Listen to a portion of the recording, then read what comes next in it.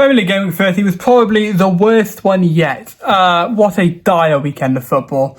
We're going to get straight into it. I've managed to scrape out 5 key talking points.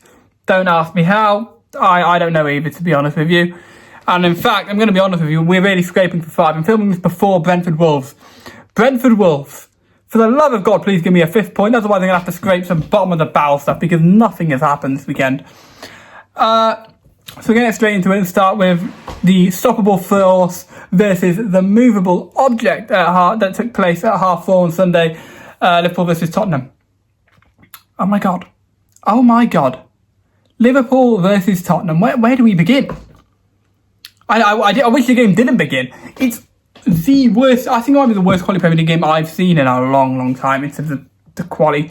Liverpool's system is so bad that it made Spurs look competent. That is damning. That is Liverpool's worst performance of the season. And I don't even think Tottenham were that good. I think they just allowed them to look, like a football team, which they haven't done for so many months. There were so many problems with Liverpool. I mean, there's not a single player on the pitch who I'm going to sit here and say played well for Liverpool. We're going to look at Liverpool first, and then we're going to go over to Tottenham. I'm going to look at them both in the same light because I think they're both in the same situation, really. They need to sort their act out. Liverpool individually are better than Tottenham, and that's why they lose the game. But player for player, I don't think a single Liverpool player played well. No, let's go here. Liverpool only drew the game because of a mistake from Tottenham. So Liverpool was so bad, the only thing that could actually help them win was Tottenham being bad. It's a very, what's the word? Very bad. No, there's got to be a better word than that. Who knows? It's just, I don't know what word I was thinking of. Who knows? A bad situation to be in for Liverpool. The system is atrocious. I don't even see what they're trying to do. What was the idea, by the way? When Trainioni comes on, who a player? Trainioni's a player I've been crying out to get more minutes for because I think he's really good. But no, in this situation, you know what situation you want to bring Trainioni. It's not one of them. Team selection again, Anna. We're looking at you. Frimpong is a right back, play him at right back. If you can't see Liverpool are better with Mo Salah in the team, football's not for you because they create so much more. Benching Hugo Ekitike, who, bear in mind, I thought was pretty poor when he came on. And Salah was poor as well, but we still created more with Salah on the pitch.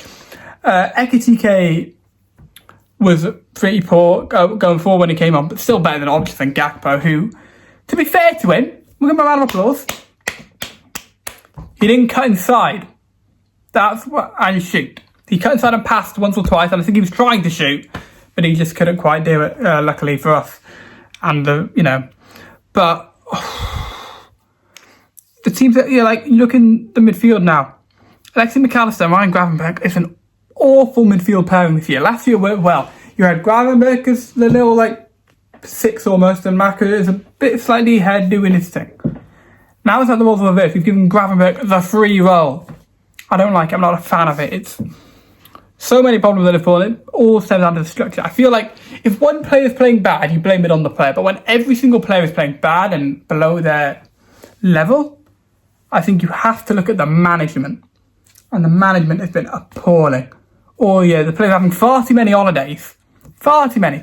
A reporter who used to work with the club, who no longer does, comes out and says that for what he can say is that Liverpool players aren't training enough. And that's a massive problem. You need your players to be training more than they are. Because twice a week is what you were saying. Twice a week in training. So you have game days, potentially 2 game days, 2 training days. You're going to have 2 recovery days, I guess. I suppose no, because recovery days you can still train. Because you're not exactly playing the same 11 every game. Unless you're out of slot. Because that man doesn't rotate his team until, well, he did rotate his team finally on Sunday. Why did he do that though?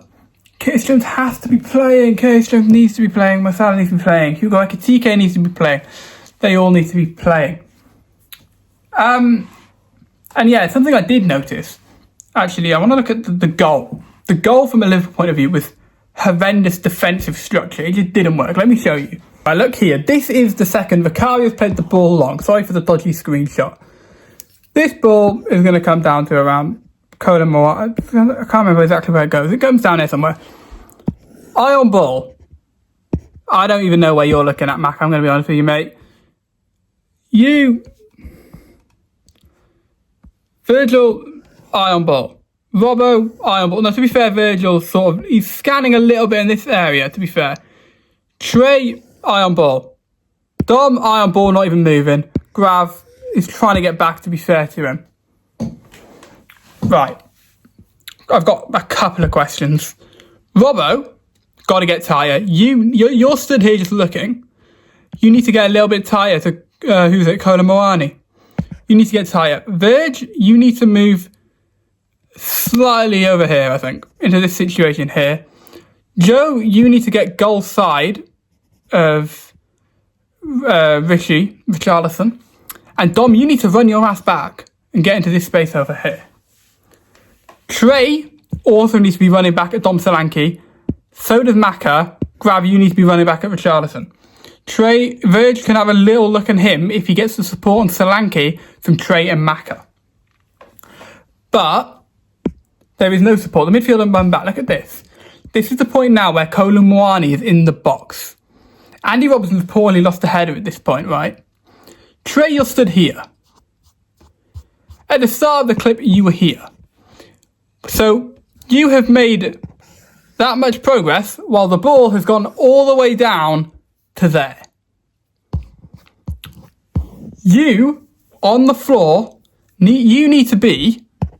he jogs back. If Trey fully sprinted, he'd be in this area. If Maka fully sprinted, he'd be in this area. If Grav fully sprinted, he'd be in this area. Dom, mate, you need to get over here. And this is the problem, actually, not playing an actual right back. If people played an actual right back, they would have Dom Szoboszlai here on Richarlison. Gomez's positioning is sort of needs to be in this section, in this area here. Let me change colour to make it a bit easier. Right, he needs to be in this situation. He needs to be in that space here.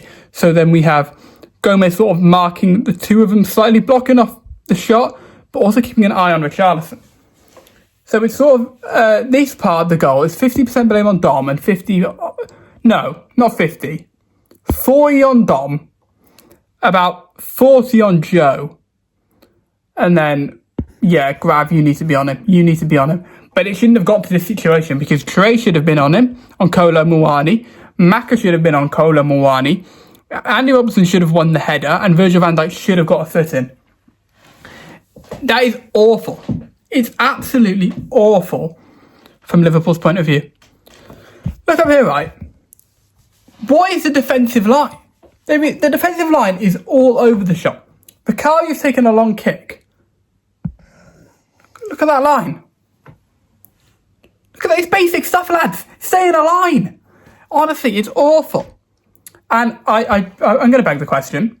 Forward up here, obviously not in the screenshot, I'm guessing a forward's here and a forward's here. By the time you get to here, no forwards are in this area. So, where the hell you gone to, lads? We're holding on to a lead? Why the hell are you not even in your half? That is, it's so simple stuff. They're just getting wrong. You stay in a line as a defence. Now, I do want to use to say, I want to stop not playing players in natural positions. It's going to lead to this in a sense. Dominic Szoboszlai's out of position there because he isn't a right back. But at the same time, I'm not a right back and I can see you're supposed to be stood there, mate. You are paid to play football. You should know where each person stands. So there is also that part of it. Depends which way you look at it, I guess. I mean, it's 50-50 really. And then you look at the game from a Spurs point of view. I mean, you know what? Fair play to Spurs. Fair play to Spurs. You're awful, but you fair play. You fought hard. You worked together as a unit. But I mean, Tudor's not growing on me in the slightest. To be honest with you, I've got a point, but it's not growing on me at all. I mean, did you see his quote after the game? Don't read nothing. Don't watch nothing. The future is just imagination. The future don't exist. Don't see us quote. Liverpool lost to Jaden Smith. Who said Shakespeare is dead? Liverpool have lost to Mr. Miyagi. What's going on here? Marcin Uguay's in the building. What is this? He comes up with these stupid quotes every game. Couldn't even win. Liverpool couldn't even beat this Donny, man. It's such a low for Liverpool. It's so poor. Yeah, how disrespectful it is. Disrespectful it is. Brother, Igor 2 didn't even know who Arne Slot was. Did you see him going up to that as a bloke? Did you see him? I don't know if you saw the clip. Bear in mind, this guy works for Tottenham. I did my research, he works for Tottenham. And you've come in and you just acting around him like, thinking he's Arne Slot. Like, and we've lost. I say Liverpool now have to set the manager down. I think if Arne Slot goes, who do you bring in? For me, right now, I mean, Carrick came into United and just revitalised them. Go get Steven Gerrard, tell him, till the end of the year, you're the coach. Right. Then in the summer, you go and try for Luis Enrique all you can. I watched PSG live the other week. I was blown away, lad. Let me tell you that. If PSG can play like that, like, just imagine how that would look in this awful Premier League, boring league. Just cooking up something beautiful. It would be very, very nice if Luis Enrique could become a Liverpool manager. The league needs it as well, because we'll get on to the state of the league in a minute, don't you? Oh my God. Oh my days. Atrocious. The league's finished. The league's finito. Call it a day while we're at it, okay? Because this league is well and truly done for. But yeah, fair play to Tottenham. Like I said in the previous video, Richarlison in a relegation fight is a must. You've got to play him. He'll fight for you. He'll work for you. And he's a decent player on his day. As much as he does seem to have heart. He only has a career because of Liverpool Football Club. I mean, I can't remember the last time Richarlison scored a goal that's standard that wasn't against Liverpool. I feel like every goal he scores is completely meaningless in the end. Unless it's even against Liverpool, like the one at 4-3 when Jota scored. Like, meaningless goals from Richie. But he does score against us a lot. He does, unfortunately. And is the title over? Is it over? Can Man City catch from 9 behind with a game in hand?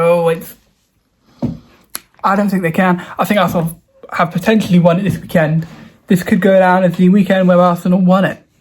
What an awful weekend, I know. As a member of the anti-Arsenal establishment, I'm gutted, I'm broken. Mikel Arteta is going to get his hands on the trophy and I could have been more devastated. It disgusts me. The thought of that man in these stupid trousers, just look at him on the sideline with his trousers on. They're horrible. And he does all this cheating. It's blatant cheating every week. And he's playing a child. It's child abuse. You're making a child go out there and play for Arsenal. I mean, fair play to the lad. He has to get changed in a different changing room. Yeah, how mad that is. He needs parental consent to go away games. Like, at what point, right, does this get out of hand? And his parents have too much power here. Yeah, Man City away on the weekend. No, sorry, look, Max, mate, you haven't cleaned your room. I'm going to have to say you can't go. Until that room's tidy, there's no chance you're going to play at the Etihad. I mean, it's ridiculous. It's quite ridiculous, really. Imagine rocking up to school on Monday. Yo, what's up, G? Just scored in the game, innit? Do you see? Oh, yeah. But imagine the aura. You just sat there in geography. So, yeah, third, man. Yeah. Oh, Max, what's the answer? Which river is the longest? I don't really care, miss. I just love my... I just love watching my goal back. That's all what I'm doing in my head here. How much aura that has. Man has so much aura. He's just walking around the school with just the glued hus, bro. They're just on him. He's like... On a serious note now, how iconic will that goal become? Now, I don't want to say anything. It's a little bit overrated. He scored an open goal, lads. He scored an open goal. And the cross for the first goal... question marks on the goalkeeping. Oh, that's it. Question marks on the goalkeeping. Very big question marks on the goalkeeper. In fact, huge question marks. Jordan Pickford, I praised you. I praised you praises. I gave you praises the other week, but you've let me down there, lad. You let me down there. I wasn't impressed. You better, Jordan. You do better, okay? But on a serious note, has anyone in the Premier League ever scored with braces before? For the title, I mean, Mavropanos could go down as one of Arsenal's greatest ever defenders after that.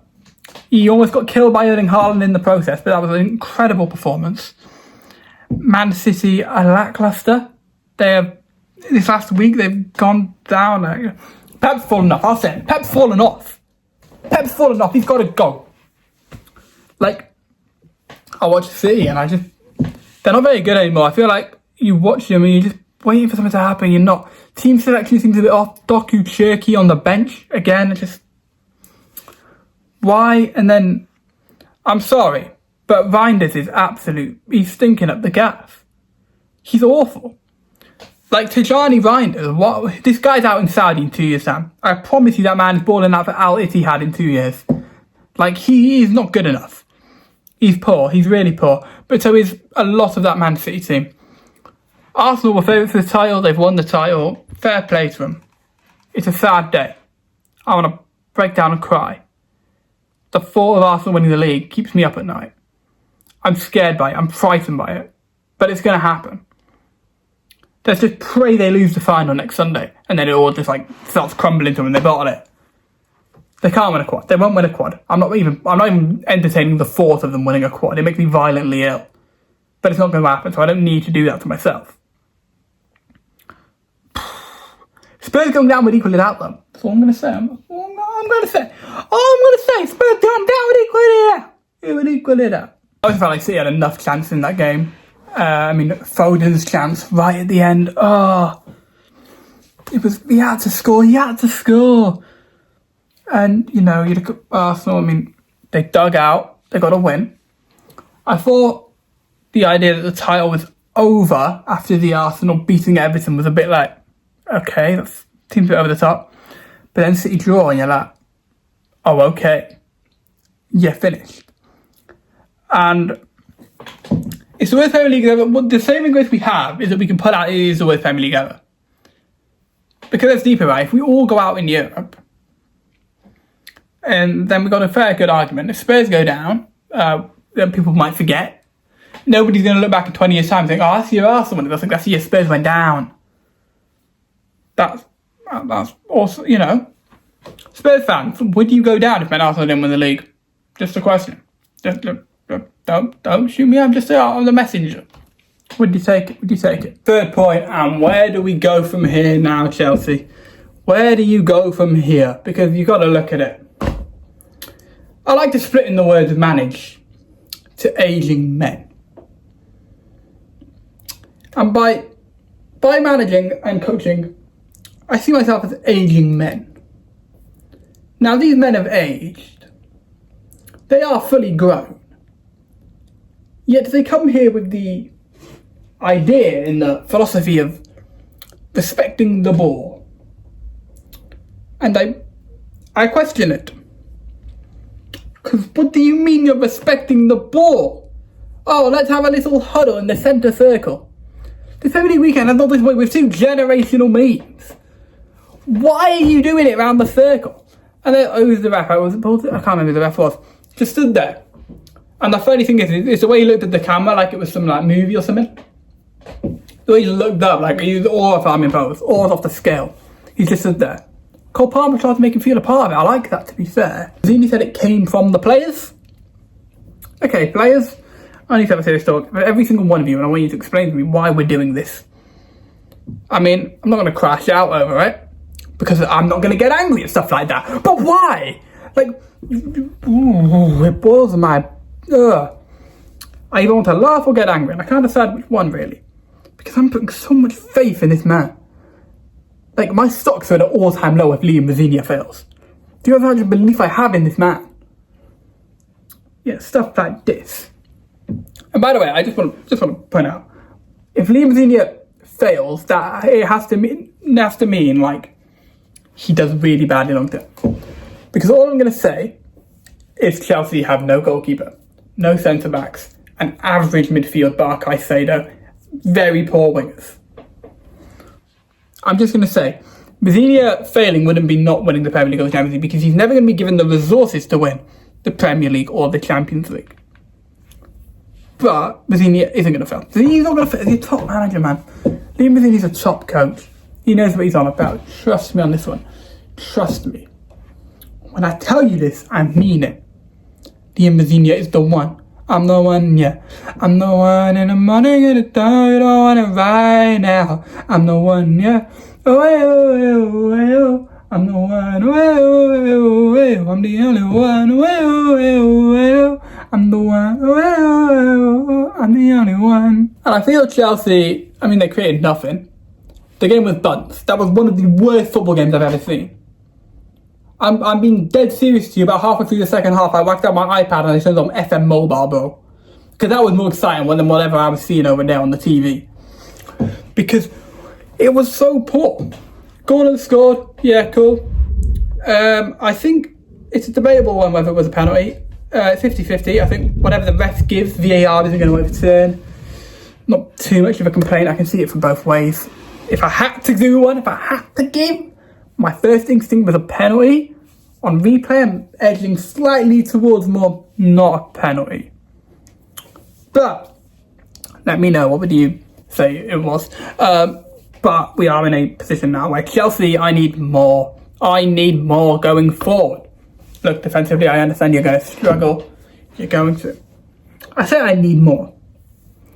From a football line point of view, I could do with you losing again and every week. But I'm more talking from what Chelsea need to do now is they need a big summer. I've spoken about before, the goalkeeping issue is so bad. It's not as bad as it is at Tottenham, but it is bad. It is really poor. There's nothing. There's nothing in that defence that can meet any confidence. I thought the defending for that Newcastle goal was atrocious. Look at the line. I can't remember which centre-back it was, but one of them was miles out of position for no reason. And obviously now for Chelsea, where do they go? Reece James out for 2 months, if what I read is correct. Oh no. For Chelsea. That is mind-bogglingly bad. Obviously, just signed a new contract, your best player. You know what I'm going to say? Reece James will retire as the greatest ever Premier League right back. I'm going to say it. I think he's really good. And Chelsea have also just been hit today with a fine and a 1 or 2 year transfer ban. That's a big problem for them. Because how the hell are you going to buy a goalkeeper with a transfer ban? And how the hell are you going to win any games with that goalkeeper? He stinks. Watch Liverpool, the second they signed Alisson, they turned into a top team. Same with Manchester City, they signed Ederson, and it elevates them. I know they had a lot of other signings that summer. But, Raya with Arsenal, a good goalkeeper elevates your team so much. So much. And that's where I'm like, I don't think they're ever going to progress. I don't think they're ever going to win anything under this ownership just because of that. I'm repeating myself sort of because I've said this before, but it's the same problem every week for them. Point 4 now, and what I'm going to look at is, has the Premier League become boring? I feel like I did this a couple of weeks ago, but I noticed something recently, and it's clocked to me in my head why the Premier League has become boring. This has been probably, from a viewing point of view, the worst Premier League I've experienced in my lifetime. Can't comment before that, so what happened in the 90s, I don't know. Look, something crazy could have happened, it could have been really bad, maybe I don't know. But I watched a clip of Fergie's Man United. I can't remember who they're playing. I've got a feeling it was Arsenal, but I could be all wrong on that. And I was watching them have an attack and then the other team counter-attack. And what made the game so exciting was the lack of structure. You watch all 20 Premier League teams now, well, barring one or two, Liverpool and Spurs, I'm looking at you, they have such a defined structure and a way in that they set up that it's not allowing for the excitement to be there. Defensively, the league has never been better. I'm not going to even sit here and have a debate with anyone who thinks otherwise. You watch defences now, the average defender is much better. The amount of errors you see from defenders isn't there. I'm not necessarily saying every Premier League defender now is the best Premier League defender we've ever seen. Not what I'm saying. But I think as units of defence, they are much better. They work well together, they're compact, they're tight. And it's very interesting because I feel like you watch clips from back in the day and they weren't that.